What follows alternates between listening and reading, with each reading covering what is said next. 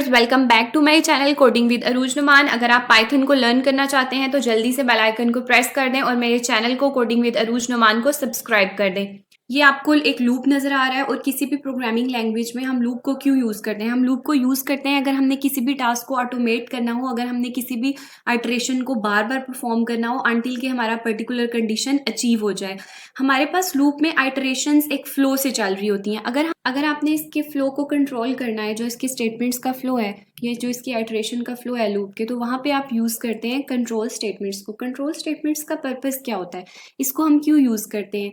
इसको हम यूज करते हैं अगर हमने कोई पर्टिकुलर आइटरेशन स्किप करनी हो, या हम इसको यूज करते हैं कि अगर हम चाहते हैं कि हमारा लूप टर्मिनेट कर जाए अगर स्पेसिफिक कंडीशन हमारी मेट हो जाए।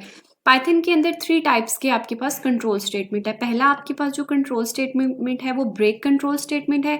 Second one is continue control statement and third one is pass control statement. आज मैं आपको ब्रेक स्टेटमेंट के बारे में बताऊंगी। सबसे पहले तो हमें ये देखना है कि ब्रेक स्टेटमेंट होता क्या है।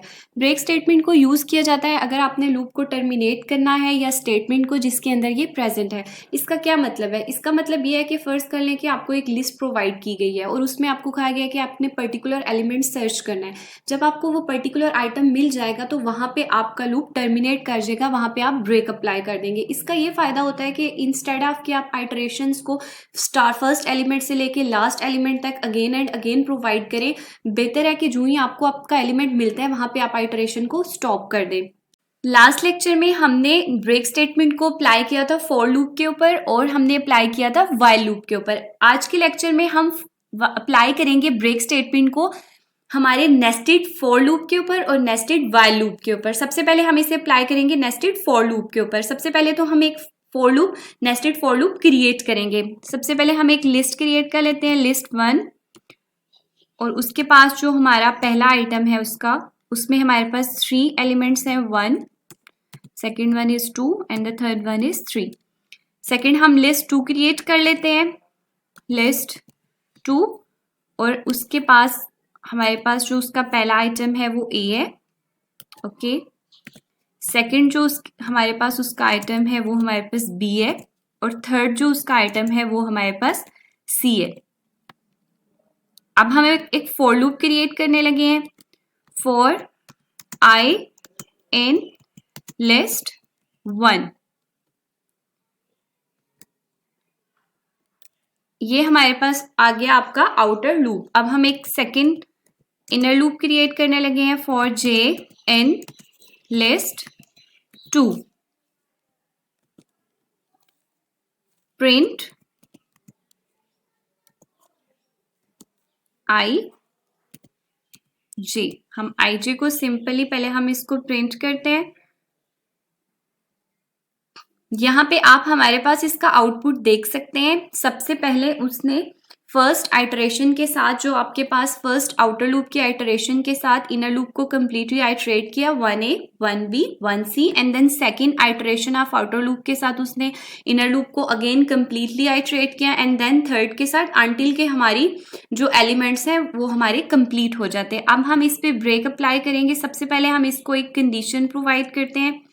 कंडीशन हम इसको देते हैं if जो I है वो इक्वल है 2 के एंड J जो है वो इक्वल है B के।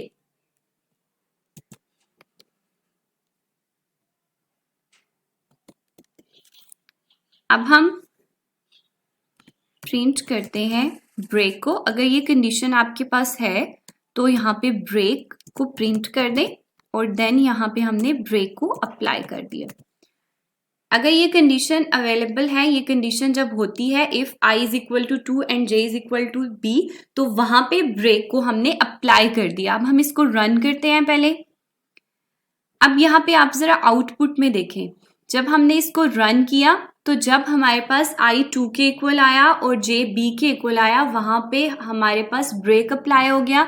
यहाँ पे आप देख सकते हैं, और वहां पे हमारे पास ये लूप टर्मिनेट कर गया। आप अगर देखें 2B के बाद 2C आता था, लेकिन वहां पे हमारा ये जो हमारे पास लूप था ये हमारा टर्मिनेट कर गया, वो मूव ऑन कर गया हमारे थर्ड लूप की तरफ। अगर हम इसको चेंज करें, अगर हम यहाँ पे 1 कर दें और यहाँ पे हम सी कर दें, यहाँ पे हम लेट से यहाँ पे बी ही रहने देते हैं। अब हम इसको रन करते हैं। जब हम इसको अब रन करेंगे तो आप देखेंगे कि 1C हमारे पास नहीं आया, 1B के बाद उसने यहाँ पे ब्रेक अप्लाई कर दिए। अब हम इसको अगेन चेंज करते हैं, यहाँ पे हम 2 लगा देते हैं और यहाँ पे हम A लगा देते हैं। अब देखते हैं कि हमारे पास आउटपुट में क्या आता है।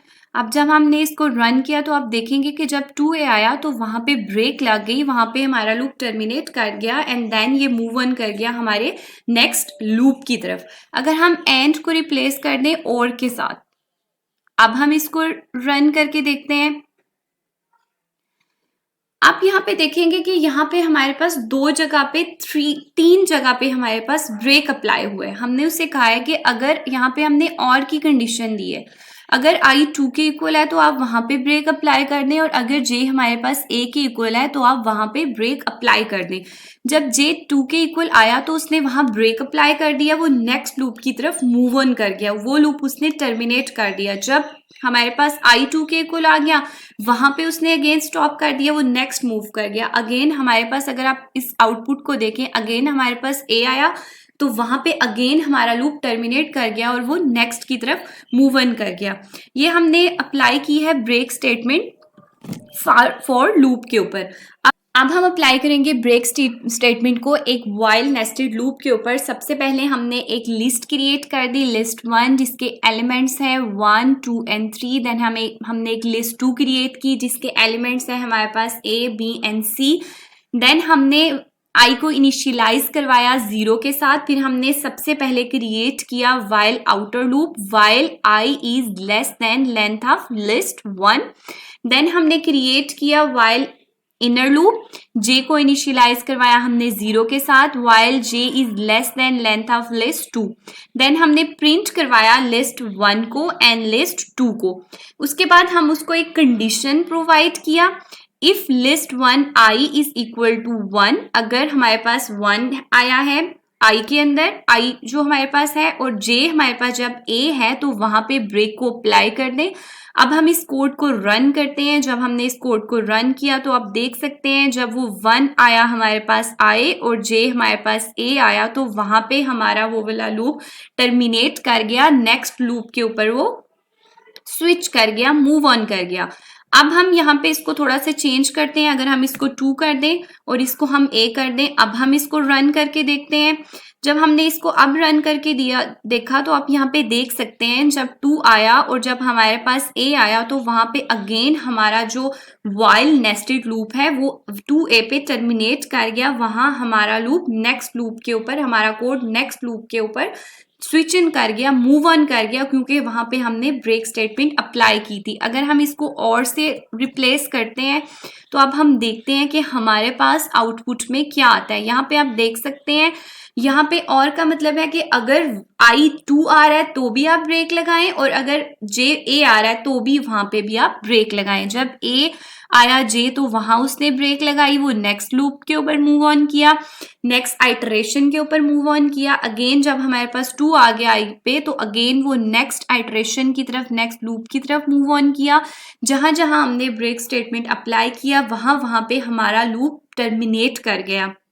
इस तरह से ब्रेक स्टेटमेंट वर्क करता है हमारे नेस्टेड फॉर लूप के ऊपर और हमारे नेस्टेड व्हाइल लूप के ऊपर। होप सो आपको ये समझ आ गया होगा। अगर आपकी कोई क्यूरी हो, अगर आपको कोई कंफ्यूजन हो तो आप कमेंट्स में पूछ सकते हैं। Thank you for watching my videos. Kindly subscribe my channel for more videos and updates.